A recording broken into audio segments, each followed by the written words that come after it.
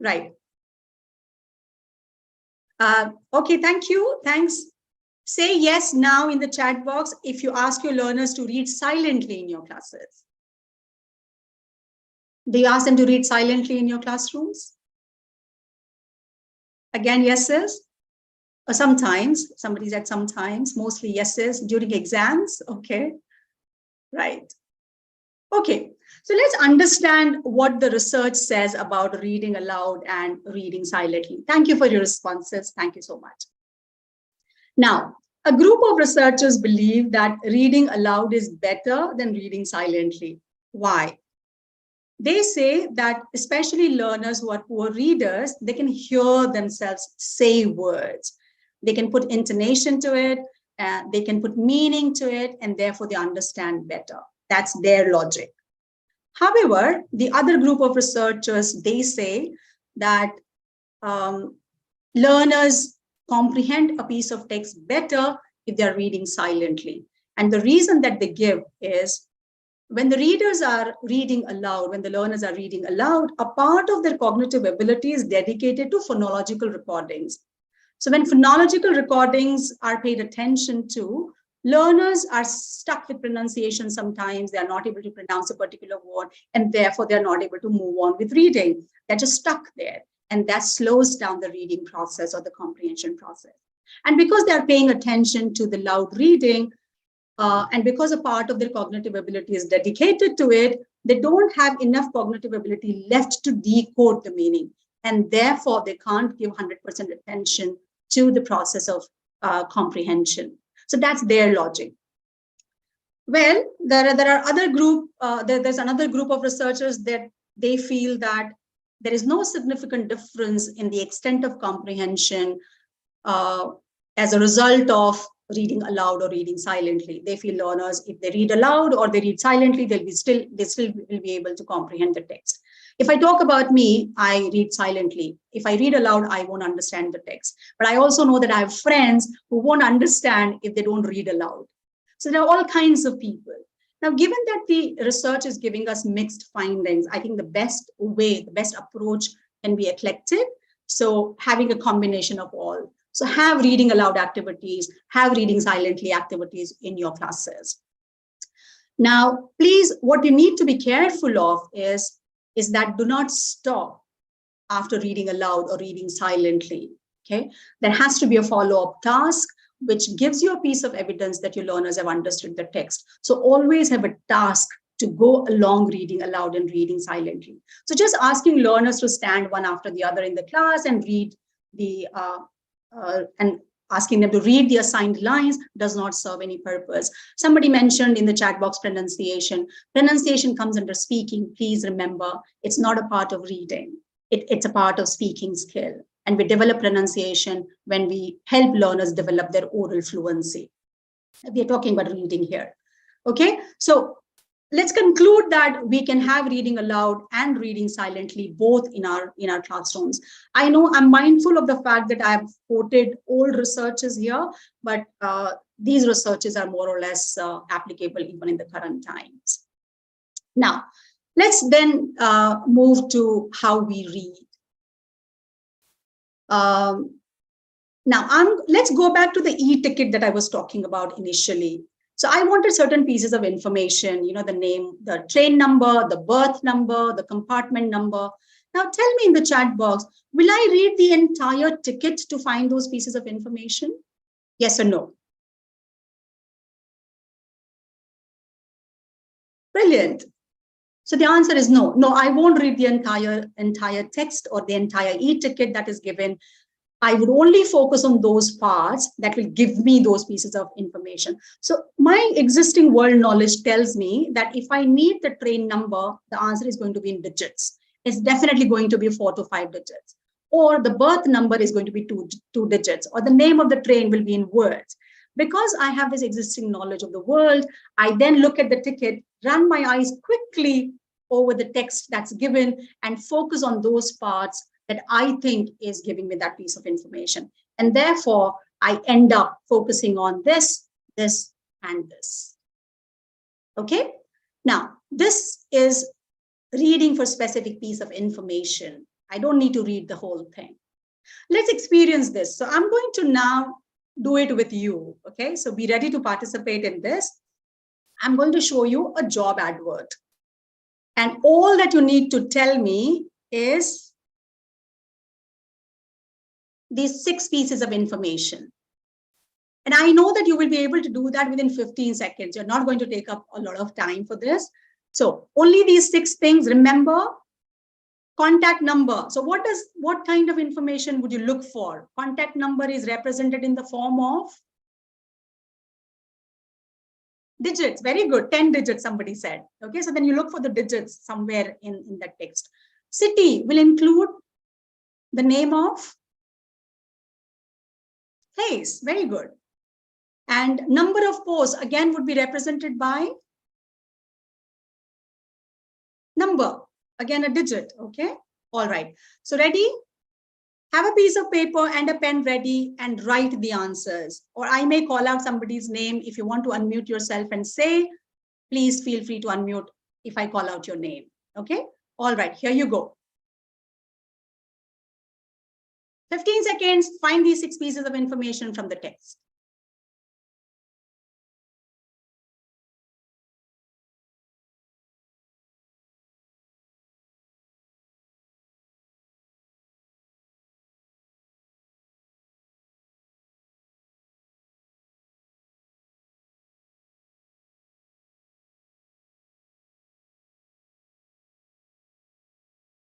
So please read the advert. I can see many participants in the chat box are writing the names of other schools. I want you to read the advert on the screen and find answers from those,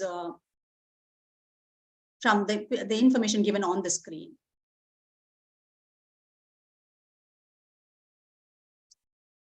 All right. Okay. So I'm calling out the names now. If you can unmute yourself, please keep your cursor on the unmute and say, Jyoti Juneja, would you like to answer name of school?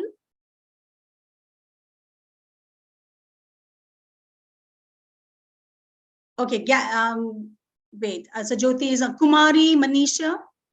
Would you like to unmute and answer the name of the school? Okay, the screen is very small, so I can't really see everybody's hand. But wait, who raised the? I can't see the name. Pratibha, would you like to answer? Yes, that's good. And somebody has written in the chat box. It's Vishal Bharati Public School. All right. Okay, I'm going to now. I'm taking this risk. Okay.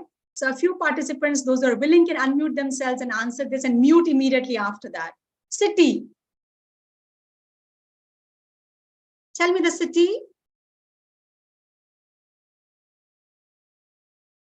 It's not Ajmer.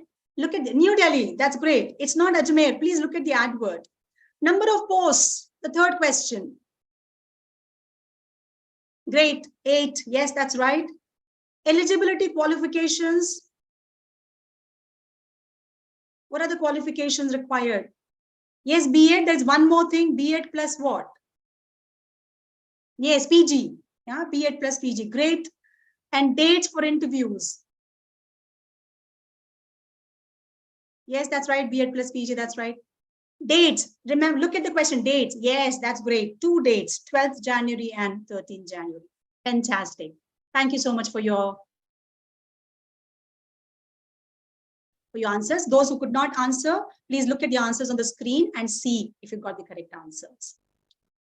Okay, so these are the answers. Now look back at the way you read this advert, keeping in mind the pieces of information that you were looking for. In the chat box, tell me, did you read the whole advert?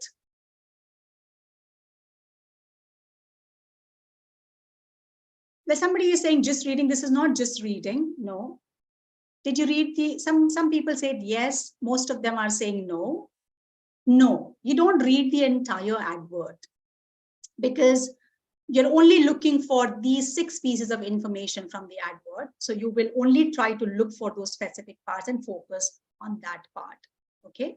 So this is an example of how we help learners read for specific pieces of information. Let me give you an example, another example. So let's say you are at a train station, a railway station, yeah? And You want to know whether your train is on time. And the display board will have the information about all the trains.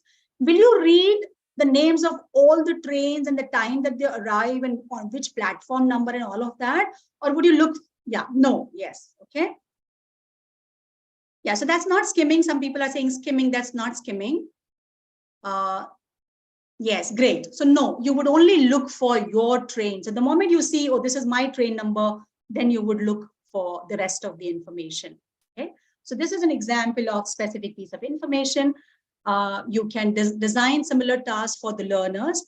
And these questions are mostly factual, probably dates and the year and the number, names of places, all of that.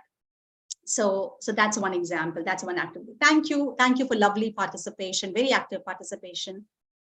Now let's look at the next activity. I'm going to now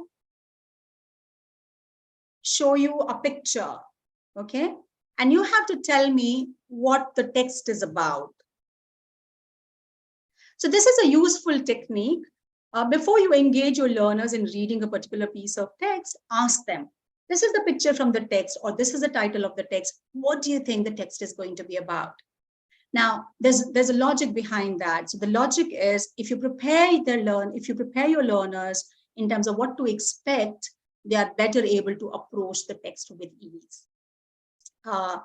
So expectations are set very clearly, as Jeremy Harmer says, and therefore the process of active reading begins once the prediction is done. Now look at this picture, okay? This picture is taken from the text that you will be reading.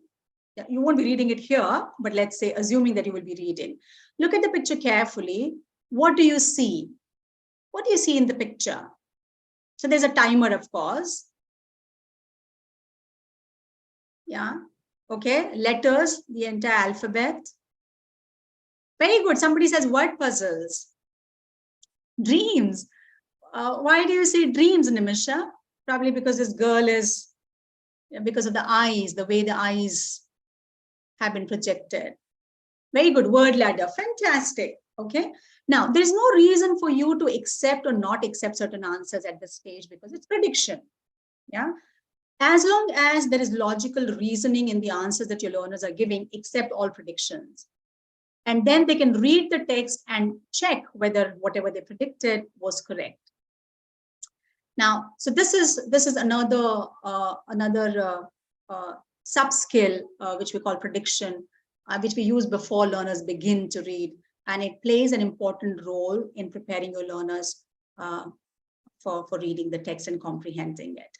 Right, and all of your predictions are correct. Yes, the text is about word puzzles, word ladder. It's a quiz, basically. It's a game that the learners are going to read about. Okay, Scrabble. Somebody said Scrabble. Could be possible. All right. So this is another way to prepare your learners to read. Now let's look at one more. Now here I'm going to show you a piece of text. You have to read it quickly. You don't need to read every sentence. You don't need to understand the meaning of every word in the text. All that you have to tell me is this. What is the text about? Is it about Coca-Cola's future, Coca-Cola's history, or Coca-Cola's taste?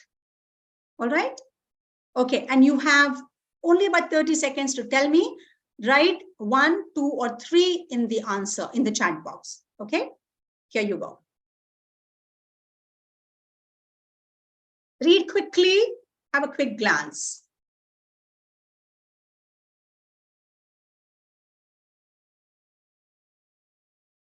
You have 30 seconds of time. Don't be in a rush to send in answers. Take your time and tell me the answer.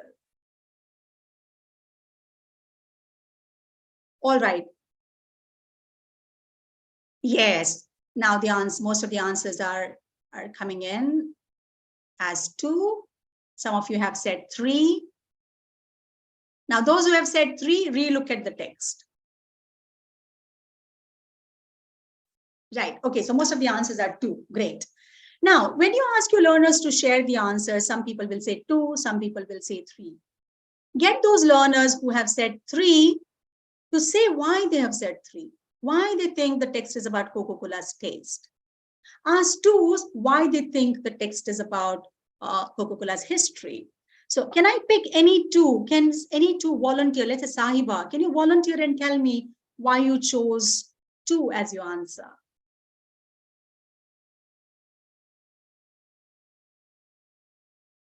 Or anyone who has said two as your answer, would you want to say why? Yes, Anuja is saying text was in the past tense, so I chose two. That is a reason that your learner is giving. So now I know that my learners actually read the text and try to understand. It talks about the origin. Very good. That's another reason. What else? Past tense used. Founder's name is there. Yes. Dates are given when the company was established. Fantastic. So you elicit these reasons from your learners why they think a particular answer is correct or why they think a particular answer is wrong. So those who have answered it as three, it's about taste. Does the entire text talk about the taste? Relook at it. Does it talk about the taste? No, it doesn't. Okay. So now here, to be able to answer the question, learners do not need to understand every word. For example, gallons in the first line. It's okay if they do not know the meaning of gallons, or it's okay if they do not know the meaning of billion, for example. It's fine. They will still be able to understand the text. So this is their reading for overall idea of the given text. I won't tell you what it is called. I'm sure you know this. But we are going to look at it in the later part of the presentation.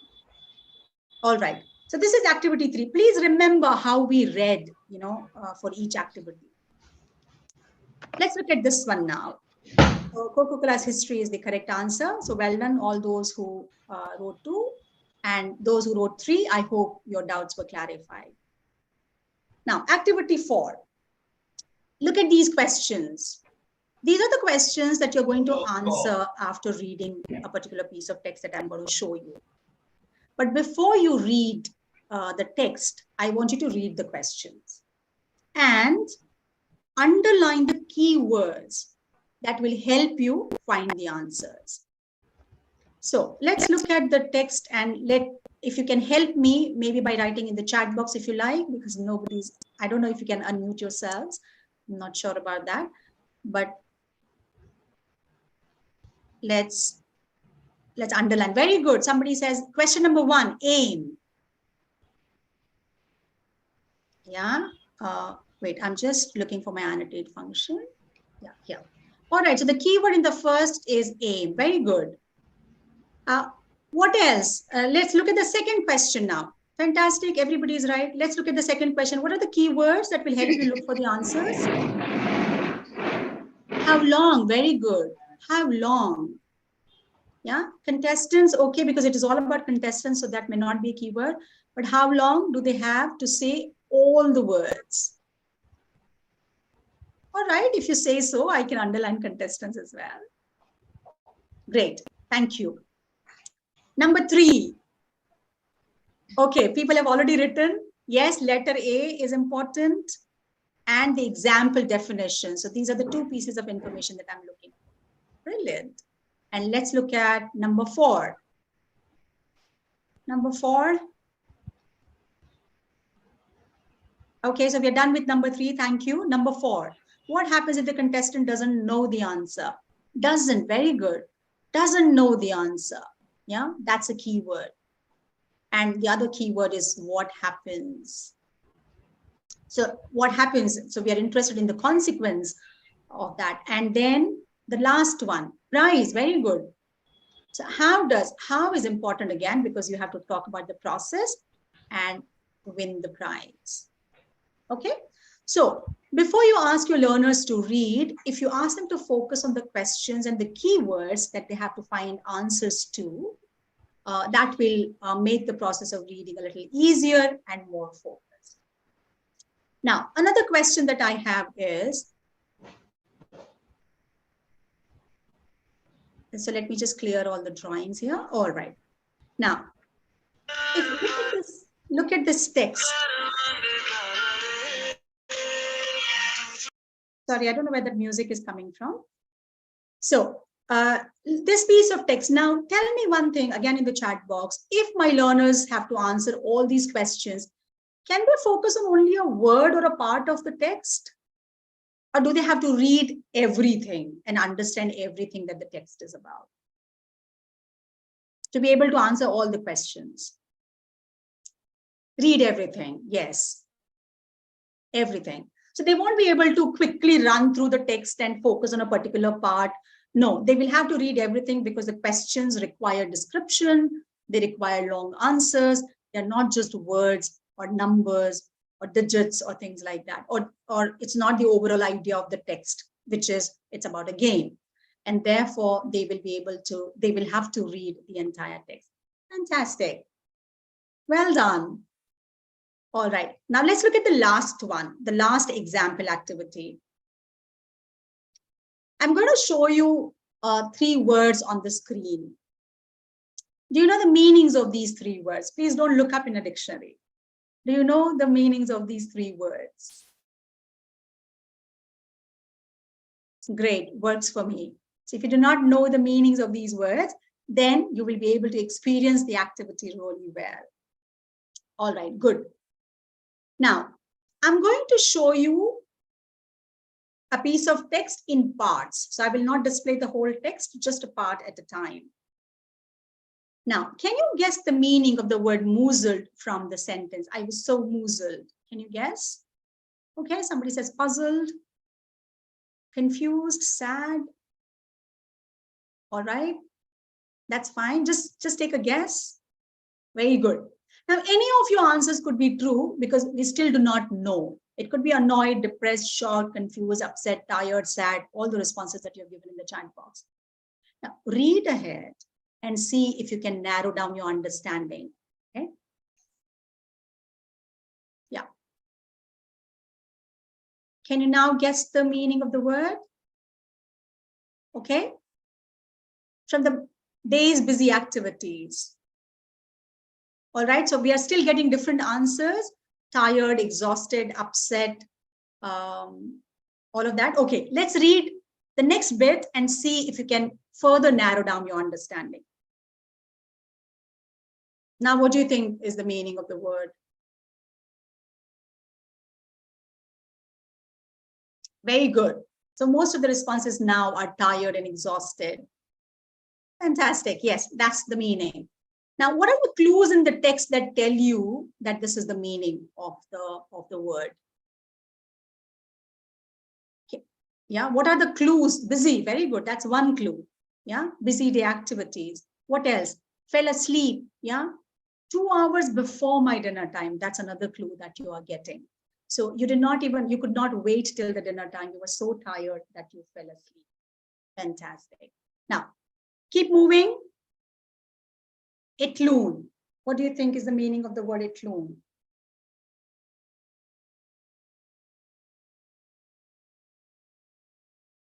Okay, fresh. Now, some people are saying fresh. Some people are still saying tired, relaxed. Okay, why do you think you're saying relaxed or fresh? Recharged, energetic? Probably because so the clue that the text gives is you rested well the whole night. You slept 2 hours before your dinner time, so you got more hours of sleep. Yes, I took rest. That's the clue that you get from the text. All right, and the last word now, that's exactly the meaning is sebally. Yeah. Hungrily, all right, quickly, possible. Okay, yes, that's the meaning. And read the next part and see if your understanding of the word sebally as quickly or hurriedly is correct. What do you think is the meaning of sebally? I also dropped some food in doing so. Hurriedly, very good. Okay, so quickly, hurriedly is the answer. Now, if you look at this reading activity, the meanings are not given in the text, but the learners are encouraged to use the contextual clues to help them understand the meanings of these words. Because in real life, nobody is going to pre-teach vocabulary to them. Nobody is going to tell them, all right, before you read the text, let's learn some vocabulary items.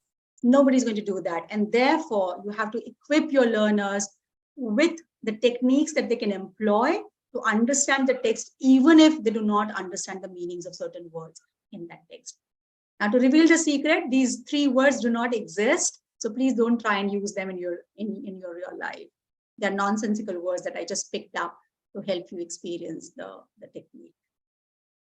Okay. All right. So we looked at 5 ways of 5 different ways of reading. Yeah. Now, can you match these 5 ways of reading or 5 activities with the ways of reading that we used for each one? So let's look at the first one. Which activity did we use? I mean, the first way, in which activity did we use number 1, guessing what a text will be about, for example, using an accompanying picture, headline, or keywords? Which activity out of the 5 that we did? No, in which activity did I ask you to guess the text? Not, I did not show you the text. Very good, activity 1. So there are mixed answers. Activity 1 is the activity wherein I showed you that picture. I did not still show you the text and you had to guess, okay? Now, take about 10 to 15 seconds and match the activity with the way of reading. Okay? Look back, reflect on how you read each text. Where you read the details, where you read quickly, where you wanted the main idea, where you wanted specific pieces of information.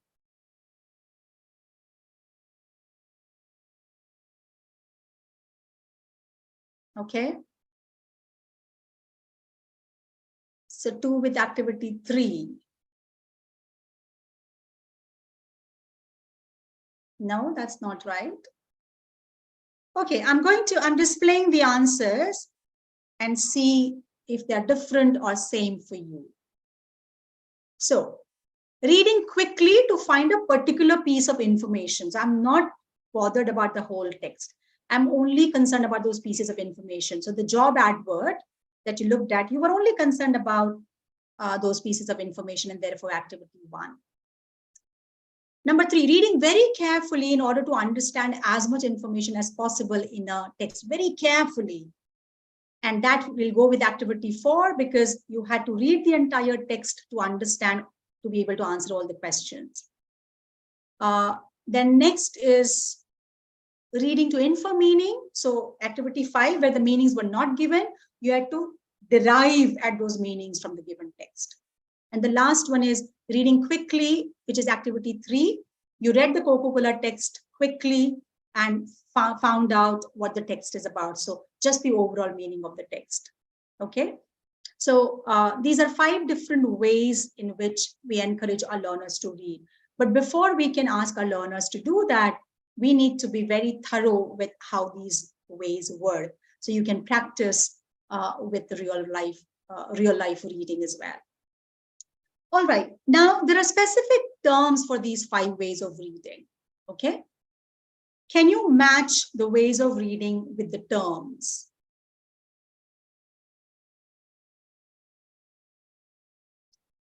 Yeah, so tell me number 1 and write the letter in the, so A, it will go with,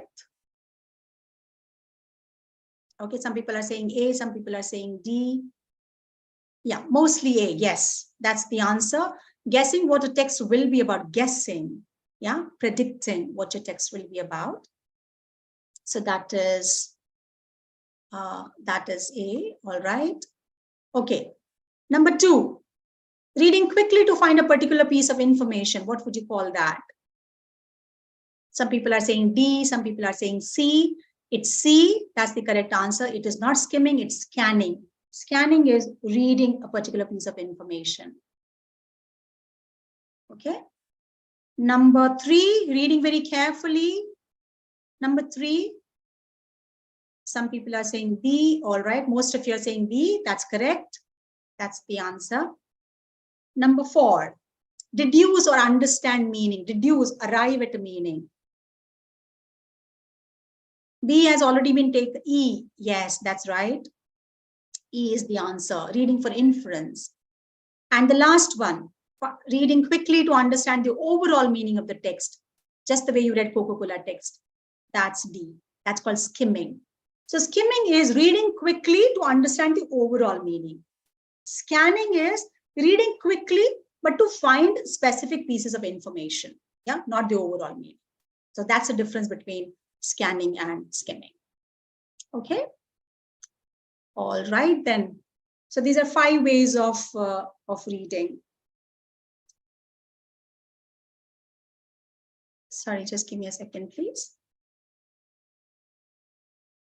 All right. Now we'll briefly look at how to make activities interesting, because reading generally gets very boring in your classroom. Yeah, everybody's reading silently, and then the classroom, feels dull, though it is not dull. As I said, it is meaningful silence. But how can we still make it more interesting? So let's look at some of the interesting ways to conduct our prediction activities. Now, prediction happens before they begin reading the text. They will be guessing. So what different kinds of things can you do? Here are just some ideas. There are many other ideas that you can employ, but just to give you some samples. You can give cut-ups of the headline. So your lesson will have a headline or a heading or a title. Cut it into pieces, that title, and give them the cut-ups and ask your learners to frame or form the heading out of it. Can you guess the heading out of it? Yeah, this one. So using these 7 words, can you guess what the heading of the text is? Look at the question mark. Okay, thanks. People are using is 2 times. It's only once. Yeah, so some of you are very close, those 2 people who responded earlier. Very good. Is the future of humankind in danger? Okay. Now, once your learners are able to, so they would enjoy working with those cut-ups and arranging them. They will practice a lot of language, because one would say, no, this word would come first. The other would say, no, this word goes later. So there's a lot of agreeing, disagreeing happening, and a lot of language is being practiced there. Once they have come up with the heading, then ask them to guess, oh, so what do you think the text is going to be about? Okay, and then they can share their predictions, then read later and guess and check whether their predictions were correct. Other way of doing the prediction activities, give them pictures. Okay, so let's say they're going to read a story, and which can be summarized with the help of these pictures. Ask them to arrange these pictures in order, okay, in which they think is correct. And whichever order they have arranged these pictures in, ask them to justify, oh, why have you arranged these pictures in this particular order? Okay, and then let them explain. If they have a logical reasoning, accept it. And then they can read the story and check whether their order is the same as the order described in the text. That's another way of doing it. You can show them the title and the picture both, ask them to guess what the text is going to be about. So these are some interesting ways in which you can make your prediction activities more interesting for learners. Let's look at how we can make reading activities interesting. So let's say gist. Gist is skimming, yeah, overall meaning of the text. So if you want to do that, give them the pictures, the cut-ups, and ask them to read the story. As they read, arrange these pictures in the correct order. If they are able to arrange the pictures in the correct order based on the story or based on what they have read, that's a piece of evidence that you get that your learners have understood the text. Okay, so that's just one way. Cut up the text. So not the pictures, just the text. You cut your text into paragraphs and then give them the paragraphs in a random order and ask them to put the cut-ups in the correct order, or even a worksheet, and they can number it correctly. So here, for example, in the given example, number 2 is actually number 1. The second cut-up is the beginning of the text. The third cut-up is the final paragraph of the text. And then ask your learners, why did you put this in the beginning? Well, your learners might say, Mick the chick. It is introducing the character, which generally happens in the beginning of the story. Or finally, that word tells me that this will go towards the end. Yeah. So that's another way of doing it. Matching headings to paragraphs. You give them the cut-ups of paragraphs, write one heading for each paragraph, ask them to match the heading with the paragraphs. Do not give them a lot of time. two important pieces of information that you give in the instructions is read quickly. You do not need to understand every word, every sentence. You do not need to read every word or every sentence to be able to do this. Okay, so have a quick glance at the text. You can also give the paragraphs to learners and ask them to arrange themselves in order physically in the classroom. So they'll discuss, they'll move about, they'll arrange themselves in the correct order in which the text appears, and then you show them the text, and then they compare their order with the order that you have shown them. So feedback is important. Ask your learners why they think the particular order is the correct order. So that's one way of making your GIST task more interesting. Let's look at how you can make your detailed reading tasks more interesting. Question raise. So, generally in the classroom, what we do is we ask learners to read the questions, now read the text and answer the questions. And everybody is sitting with a piece of text, looking at the questions and reading with their head buried in the text and answering those questions. Now, to make it more fun, you can write those questions on the strips of paper, big A4 sheets, put them face down on the board so they can't see the questions. And then you divide them into groups. They take turns to run to the board. They can see only one question at a time. They come back, tell the question to their group members, and then everybody finds the answer to that question. The moment they finish finding the answer to that question, the second learner runs to the group, to the board to look at another question, reads the question, comes back to the group, tells the question to the group members, and then everybody finds the answers. So there is some movement in the class, and learners have fun, especially those who enjoy kinesthetic activities, who like the body movements when they are learning. So that's one way. You could also, sometimes the text is very long and you may not have enough time to do that task in the given time, well, you could divide your task among learners. Now, how do we divide that? So we call that a jigsaw reading technique. So if you look at step 1, you will give one paragraph to each group. So the same color people will get the same paragraph. They need to read that and understand what the paragraph is about. Then you regroup them as shown in step 2, in which one member from each group will come to form a new group. Now this new group has learners with a different paragraph. And now they get together, collaborate, and share the meaning of the paragraph that they read. So everybody is reading and practicing one subskill, but at the same time, they're also practicing speaking, sharing, and they're listening and understanding. So that's one way of dealing with long texts in your lesson, and also kind of to bring some movement in the class, make it a little different from your regular mundane reading classes. Okay. Yes. Thanks, Priyamada, for the reminder. I'm almost done. So I'm just stop sharing. I'm sorry. I'm sharing I'm sorry for the fumble. I'm stopping the screen share for a second. Okay. Right. So we looked at 5 subskills in this session today. And just 2-3 things at the end that I would like to summarize, some tips that you can probably have. Okay. Sorry, it has started at the same time. Right. Yeah. So some tips that you need to remember when you do a reading text is task before the text. Never tell your learners read. Tell them what they should do as they read. So always tell them the task before they begin to read so that they can read with a purpose.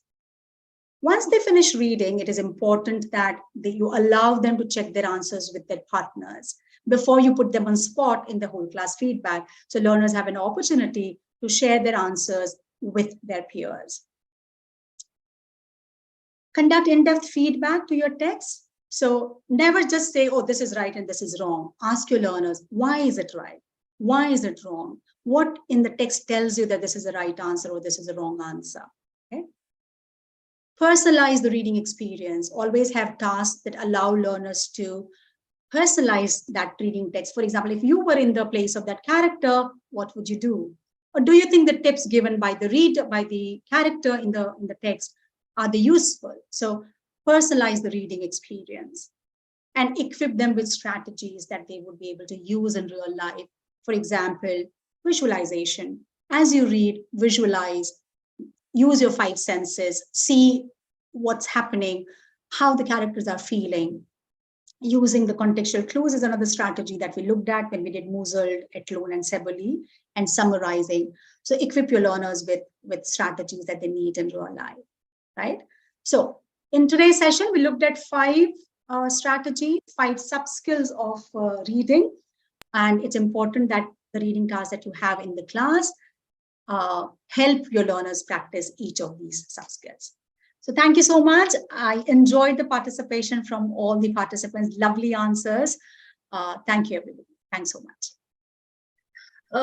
Thanks a lot, Manisha, for that informative session.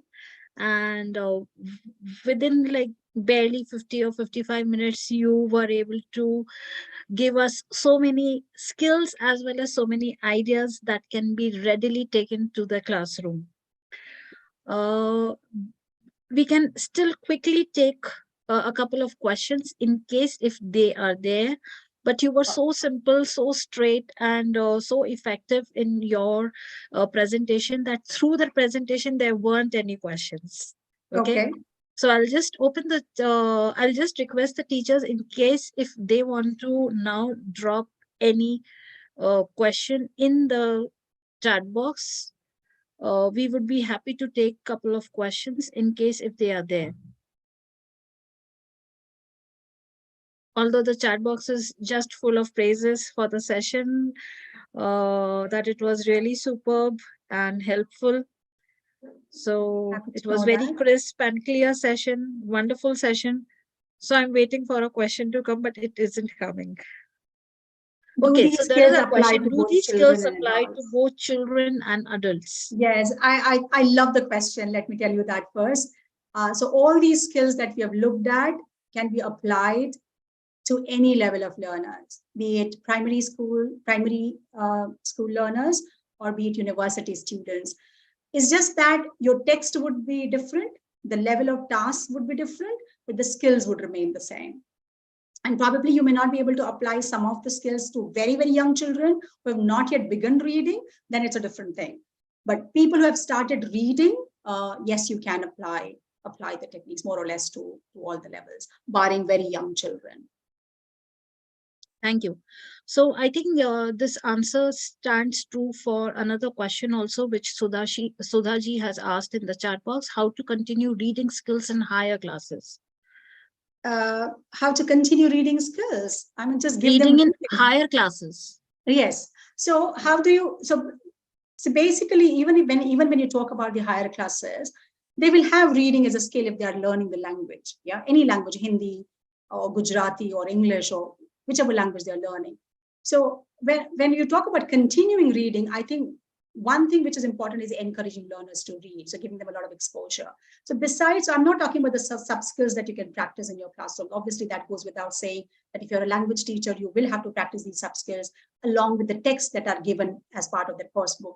But besides that, you can have a reading corner in the classroom, give them a lot of exposure to reading, display certain things, talk about a book of the week or things like that. These are some extra activities that you can do to encourage reading besides the course book reading.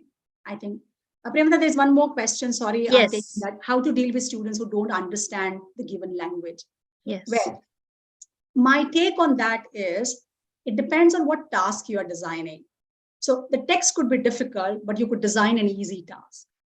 Yeah. So you don't need to, sometimes you need to simplify the text, of course, but not if you're bringing in authentic materials to the classrooms, real life materials like newspapers or soap wrappers or things like that, or a job advert, then design a task that your learners are able to handle. That's one.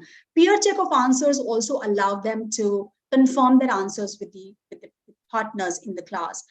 They are able to confirm their answers. They are able to adjust their understanding based on what their peers are saying. So you give them multiple opportunities, to understand the text. Also give them enough time, depending on what sub-skill you are practicing. So if you're practicing reading for details, then give them enough time.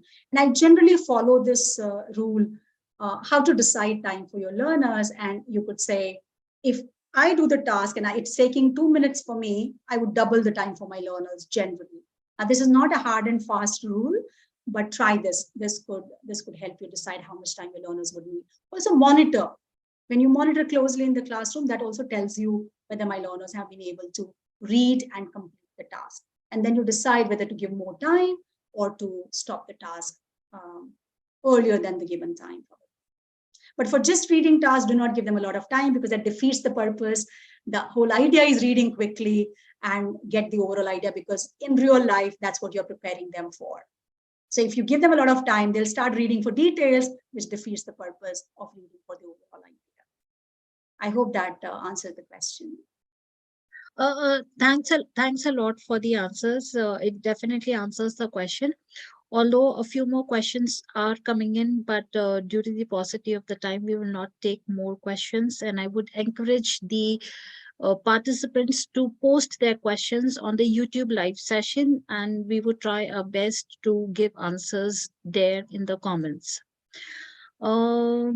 I would quickly reiterate two things for all the participants, that please fill in the feedback forms that you will receive on your registered email ID. Once you fill in the feedback form, you will be able to download the e-certificate form that will again come in your email ID itself. And if you see, in the chat box, I have posted a link, which is a direct link of the CPD corner of S. Chand Publishing website, where you will get information for all the rest of the informative, rich sessions that we have lined up in this academic year. So feel free to register for yourself and spread a word with the other subject teachers also in your school, so they can make the best of this opportunity. We just assure you one thing: the way all of you enjoyed this informative session with Manisha ji, I'm sure all of you will have fantastic learning from the experiences of the learned veterans who come here on these sessions.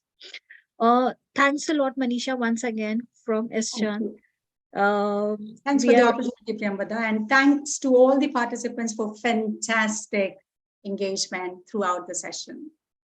Yes, it was indeed very, very interactive. All right. Thank you. Thank you to all the participants for being so patient and participating interactively.